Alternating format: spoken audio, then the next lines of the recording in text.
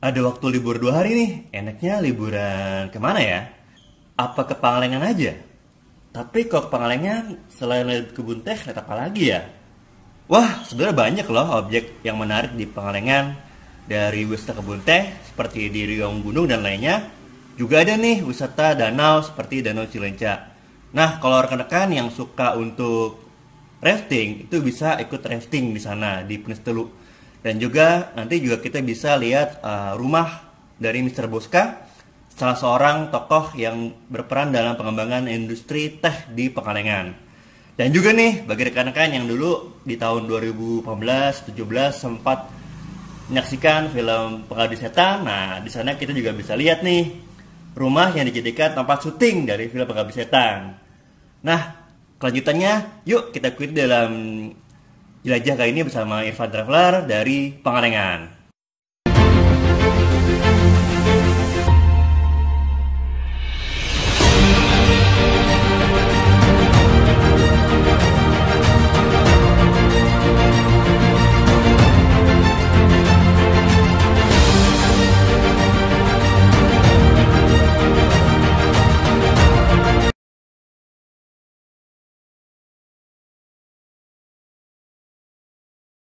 Dari Jakarta kita berangkat pukul setengah 8 pagi dan nantinya kita tiba di Riung Gunung itu sekitar pukul 11 siang. Nah, dalam perjalanan kita menggunakan tol dalam kota, kemudian nantinya kita akan keluar di tol Soreang. Dan sepanjang perjalanan kita juga akan melihat pemandangan dari kebun-kebun teh di Pangalengan dan juga tentunya aktivitas para warga yang sedang berangkat ke tempat kerja maupun pasar maupun juga kegiatan dari para petani teh.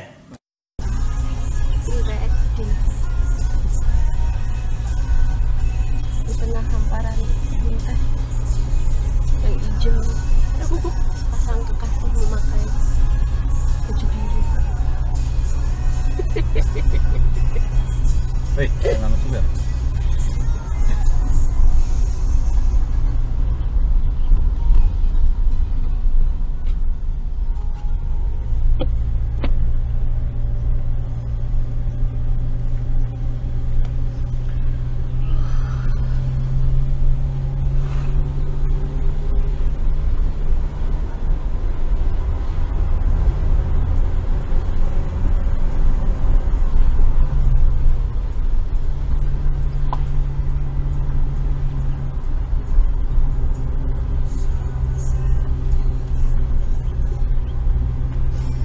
Miring gini.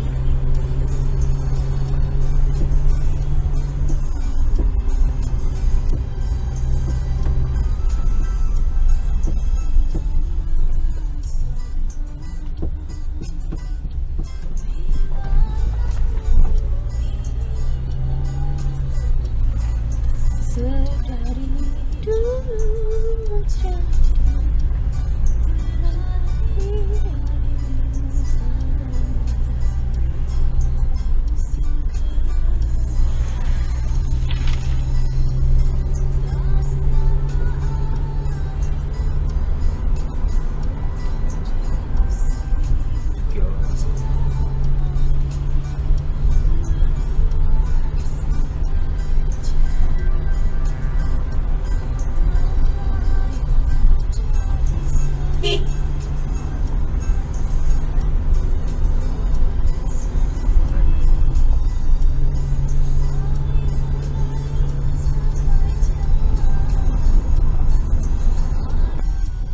dulu atas dulu. Kayak karpet. Oh, turun lagi mana? Kalau kamu mau bagus turun. Turun aja. Tidak ada mobil ini. Penguasa. Turun.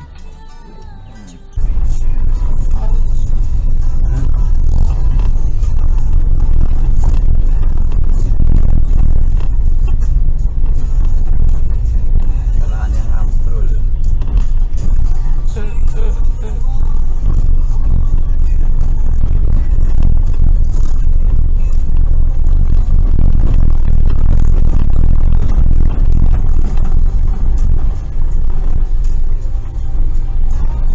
Parkir sini terus kita jalan-jalan keliling sendiri.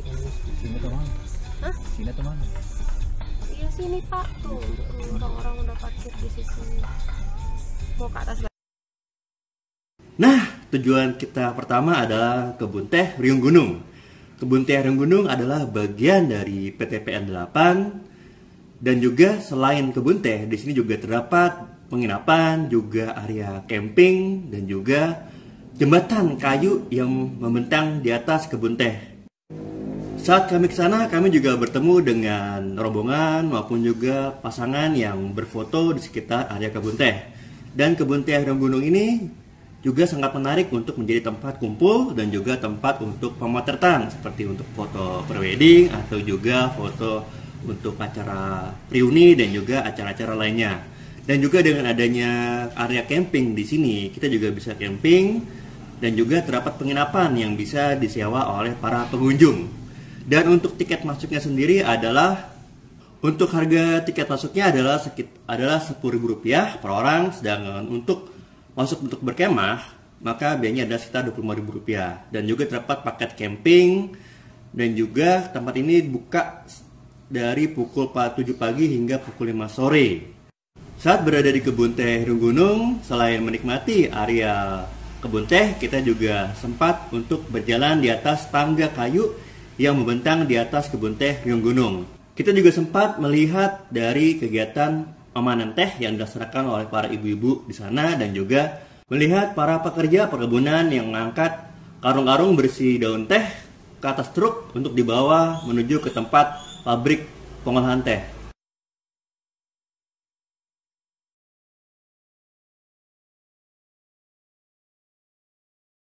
Ya pasti kiri lah. Bukannya di rumah makan ya? Iya nih. Berarti tempat dari mana tadi orang tadi maksudnya?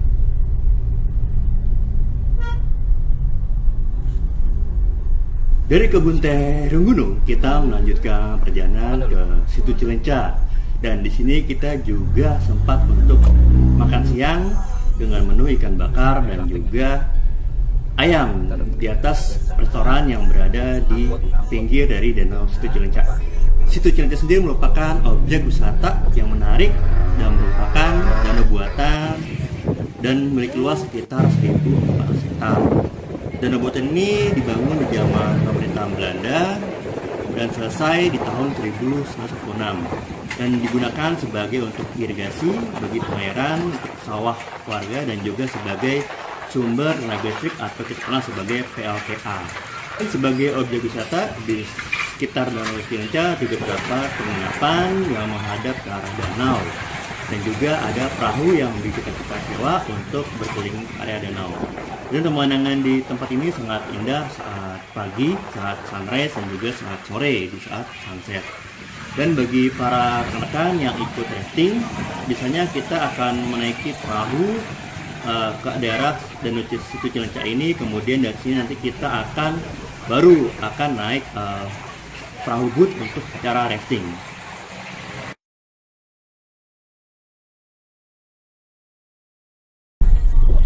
Sabtu. Kemarin. Senin ya? Enggak, aku pura-pura nggak enak mau nyuruh masuk. Ada kasur, ada apa. Kok sama masak siarin.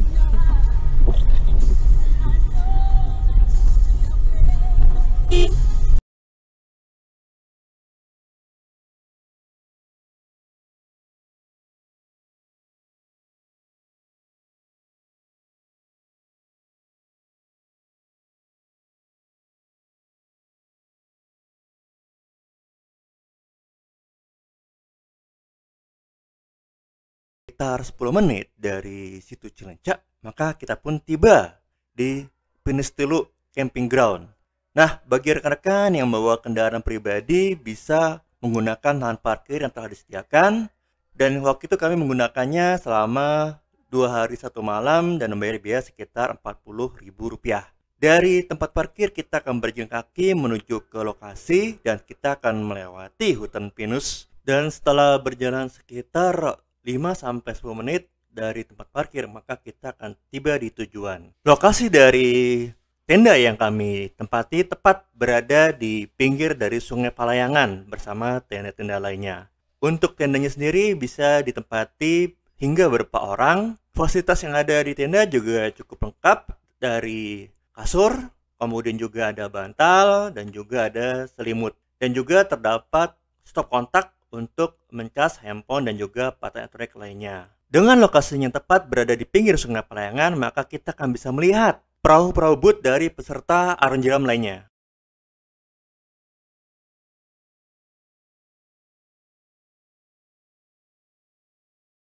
Pagi hari sekitar pukul 8.30 kami berangkat dari tenda penginapan menuju ke tempat kami untuk melakukan arung jeram. Sebelumnya kami menggunakan pakaian life vest, kemudian juga helm untuk keselamatan dan juga mendengarkan arahan dari petugas yang akan menemani kami selama arung jeram. Untuk menuju ke lokasi, maka kita akan menaiki perahu dan akan menyusuri situ Cilencah. Untuk arung jeramnya sendiri berlangsung selama sekitar 1 jam dan petugas juga memberikan informasi kepada kami seperti ketika perahu condong ke arah kiri, maka kita akan memindahkan berat badan kita ke arah kanan agar perahu seimbang, dan begitu pun juga sebaliknya.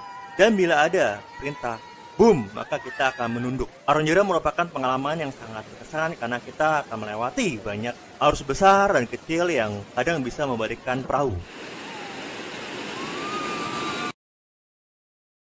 Di hari kedua ini, sebelum kita melanjutkan perjalanan, maka setelah kita rafting, kita menyempatkan diri untuk mengunjungi hutan pinus Rahong. Dan dari tempat parkir jaraknya tidak jauh, hanya sekitar berjalan kaki sekitar 5 menit kita sudah sampai di hutan pinus Rahong. Dan sebelum masuk kita akan bayar tiket masuk dulu sekitar Rp5.000 per orang. Dan di sini kita akan melewati beberapa gerbang. Nah, gerbang yang pertama kita lewati adalah gerbang yang dibuat seperti torii atau gerbang bercat merah seperti yang kita lihat di kuil-kuil di Jepang sana. Dan kemudian juga dari sini kita bisa menaiki jembatan kayu dan nanti kita akan melihat beberapa spot seperti ada sudut pandang dan juga beberapa tempat-tempat yang asik untuk berfoto dan juga berselfie tentunya. Nah, di hutan wisata Rahong juga terdapat ada villa yang bisa disewa oleh para pengunjung. Jadi para pengunjung selain kita bisa untuk camping di Pinestelu yang ada di bawah, kita juga bisa untuk menginap tepat di kawasan hutan pinus Rahong ini.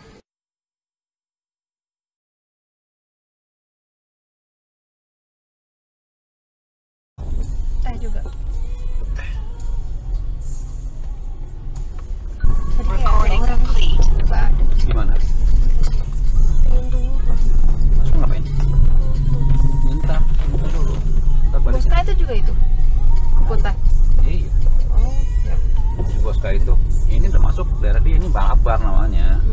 Terus? Malabar. Yang awal mendirikannya itu si Boska. Jadi di situ ada rumahnya, ada makamnya. Boska Tom. Itu bukan Boska Lembang yang buat lihat bintang. Nah itu gimana ya kita? Itu kayaknya dia nyumbang deh. Nyumbang, makanya namanya dia diabadikan di situ gitu misalnya. Kayak gitu kan. Tapi kita bukan ke Boska Lembangnya ya? Wah, Ke Boska Tom. sama rumahnya. Nah kalau nginap, penginapan di situ kan aku bilang kalau nginap itu. Recording complete. Masa? Iya. Iyalah, berapa kali pikir gitu. Kopi kan? Kopi mau gitu.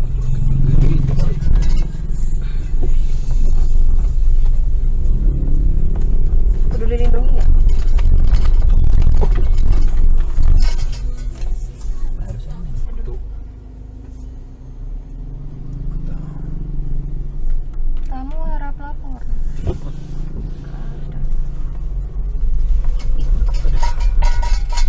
Koplak.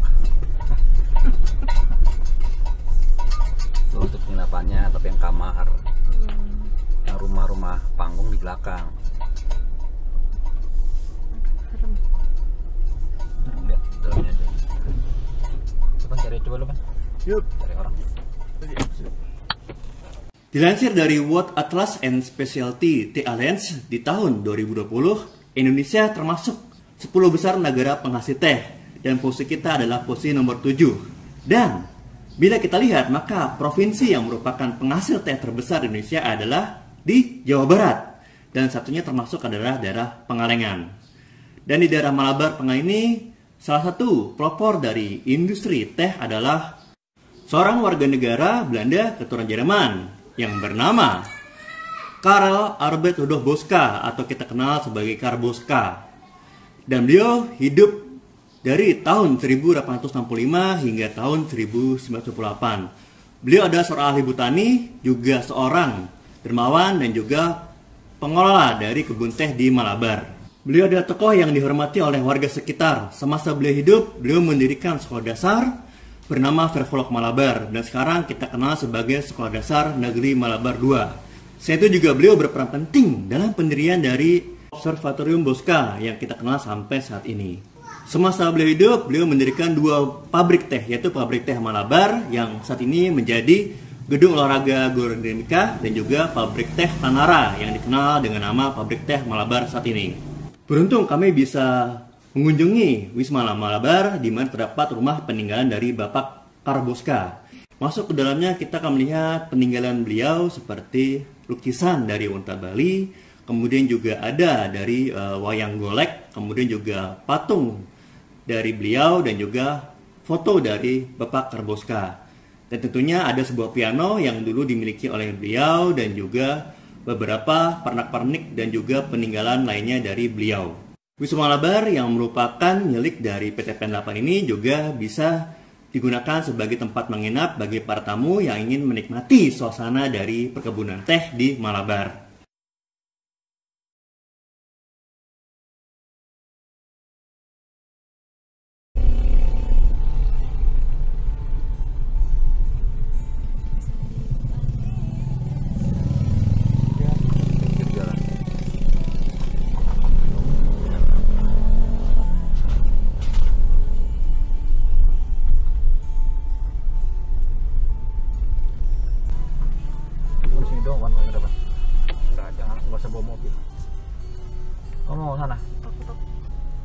Iya, gue sana gue.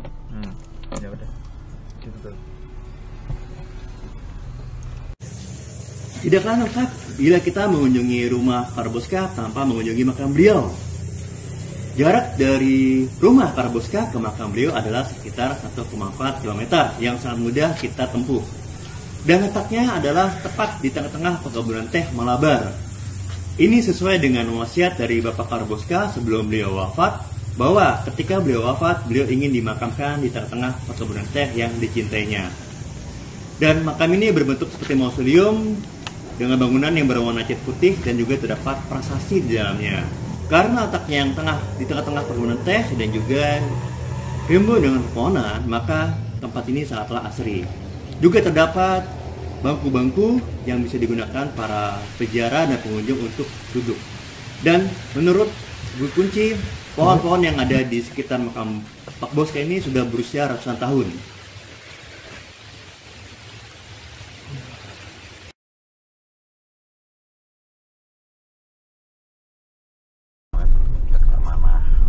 Itu rekam nggak? Apa? Video itu rekam nggak? Video jalan? Jalan. Rekam nggak? Rekam harusnya. Cek nggak rekamannya? Ikut. Rekam.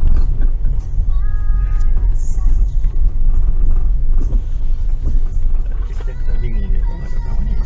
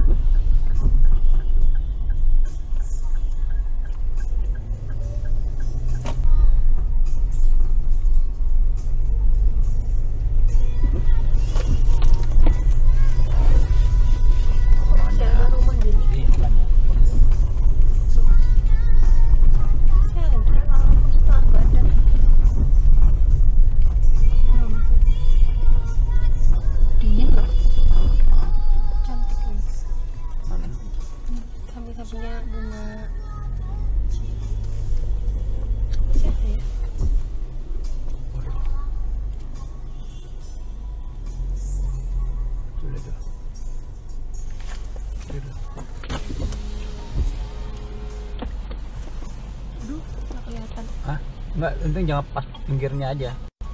Jangan lewatin dari. Nggak ada got. Ada got itu pinggir. Enggak. Lurus aja pokoknya. Lurus aja.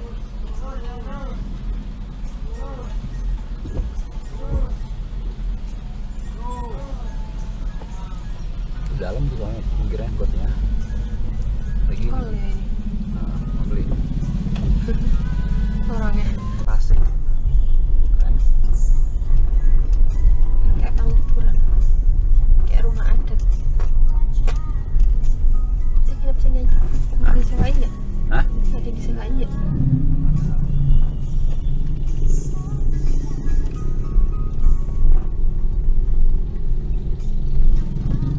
Nggak tahu ini apakah hak milik atau tetap punya PTPN.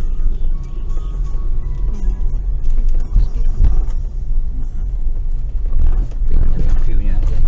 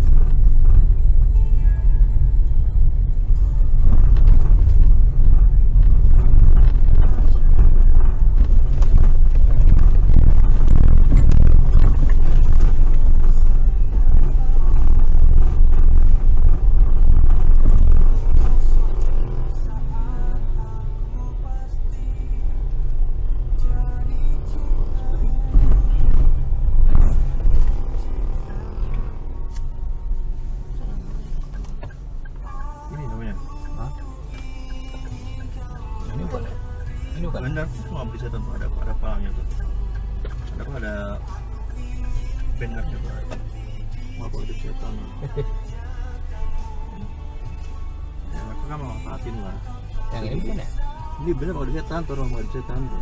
PPN. So ada orang lagi. Film apakah yang di tahun 2017 lalu menjadi film terlaris dan ditonton oleh lebih dari 4 juta penonton dan mendapatkan banyak penghargaan dalam Festival Film Indonesia di tahun 2017? Maka jawabannya adalah film Rumah Pengabdi Setan. Rumah Pengabdi Setan adalah sebuah film yang disutradari oleh Joko Anwar dan bercerita mengenai sebuah keluarga yang terdiri dari bapak, ibu, dan 4 orang anak. Setelah sakit aneh selama 3 tahun, sang ibu meninggal. Dan disinilah mulai terjadi kejadian aneh yang menimpa keluarga tersebut. Masih di daerah Pangalengan, kita bisa melihat rumah yang dijadikan sebagai tempat syuting dari film Pengabdi Setan. Tiket masuk untuk ke Rumah Pengabdi Setan adalah Rp10.000 untuk per orang. Rumah yang menjadi tempat syuting dari film Rumah Pengabdi Setan ini sebenarnya adalah milik dari PTPN 8 dan digunakan sebagai rumah dinas pegawai perkebunan. Warga sekitar menyebut rumah ini sebagai rumah kina karena dinding dari bagian rumah ini terbuat dari kayu kina. Masuk ke dalam Rumah Pengabdi Setan, kita akan merasakan suasana mistis. Ini bisa dilihat dari foto dari sang ibu dengan kerudung putihnya dan juga tatapan matanya yang menyeramkan, yang tepat berada di atas tungku yang bisa digunakan sebagai penghangat tubuh saat musim dingin. Di ruang ini juga terdapat foto keluarga dari pemeran film Rumah Pengabdi Setan dan juga kita akan melihat TV tua dan juga telepon tua dan juga mesin tik serta peralatan lainnya. Berjalan ke arah belakang, kita akan menemukan sumur tua yang menjadi tempat kemunculan sang nenek. Dan bila kita keluar dari sumur dan juga mengarahkan pandangan kita ke arah kanan, maka kita akan melihat pocong yang tergantung di dinding rumah. Lalu di manakah ruangan sang ibu? Nah, rekan kita bisa naik ke tangga kayu untuk menuju ke lantai 2. Namun hati-hati karena tempat ini sangat gelap. Dan jangan kaget bila nanti kita akan melihat sebuah kuntilanak yang tergantung di dekat tangga naik. Nah, di lantai 2 ini kita akan melihat kamar dari sang ibu, lengkap dengan tempat pembaringan beliau, kemudian juga cermin besar dan juga tentunya mesin jahit tua yang ada di dekatnya. Dan ada sebuah kursi goyang yang kadang bergoyang sendiri. Dan di kamar 2 ini bila kita berjalan lagi kita bisa menemukan sebuah kamar yang menjadi tempat pemujaan dan menjadi salah satu bagian dalam scan dari film Rumah Pengabdi Setan. Terima kasih kepada para sahabat yang telah menyaksikan video ini. Dan jangan lupa untuk like, komen, subscribe channel ini dan saksikan video-video kami berikutnya. Terima kasih. Dari Pangalengan kita akan menuju ke Pulau Dewata, Pulau Bali dan menyaksikan pertunjukan tari kecak. Cak cak cak cak cak cak.